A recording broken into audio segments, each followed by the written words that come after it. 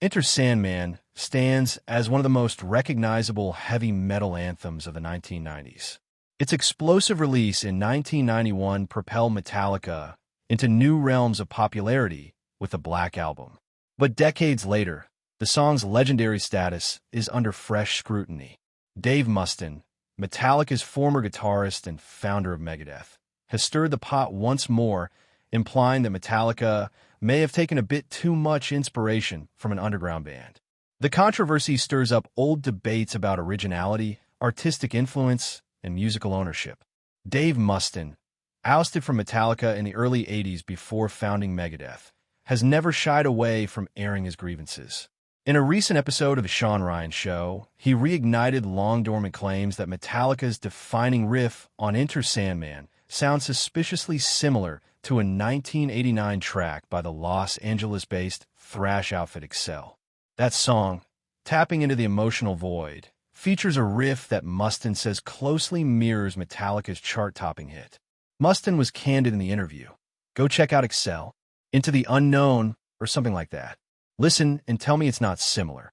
He may have misnamed the song, but fans knew exactly what he meant, and comparisons were quickly drawn.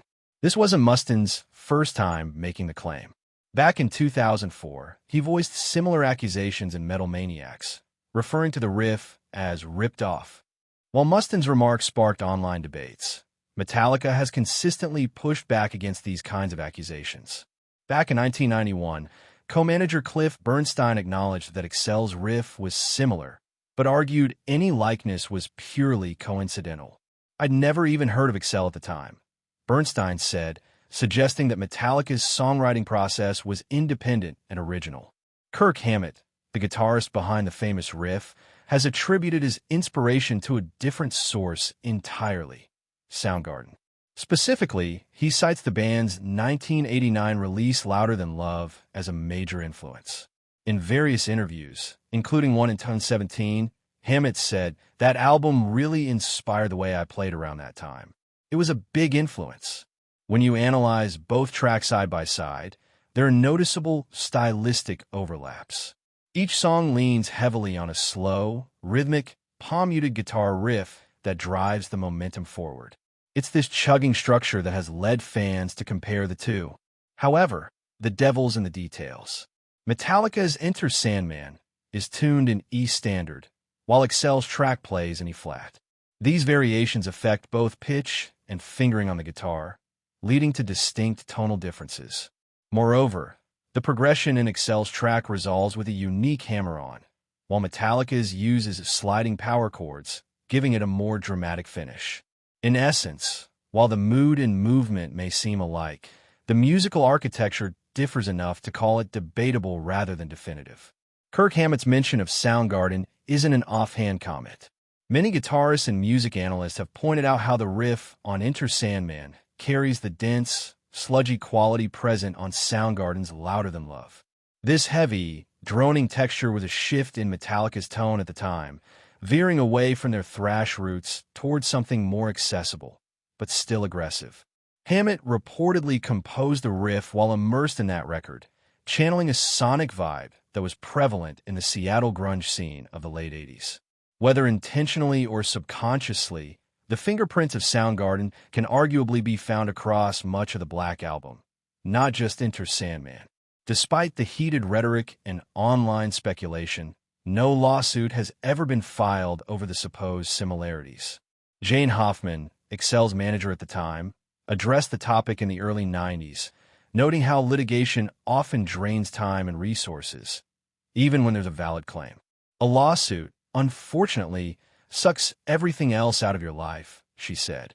And even if Excel did believe they had a legal leg to stand on, proving infringement in music is notoriously complex.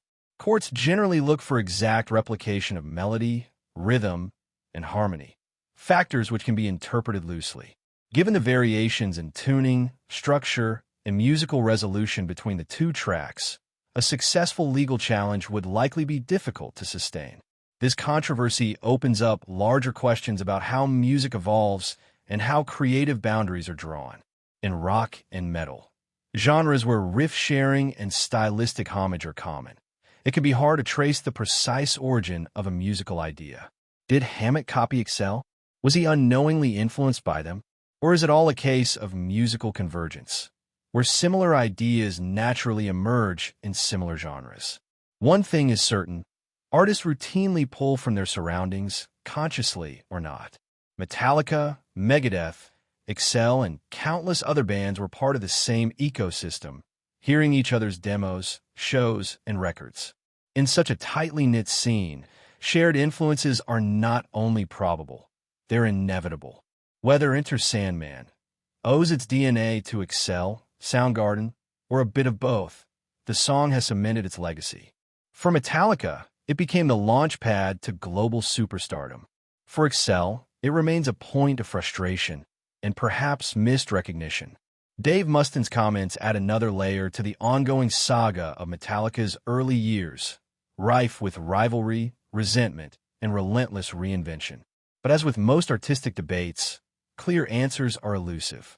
What remains is the music, and the listeners who keep comparing riffs, dissecting solos, and searching for the story behind the sound.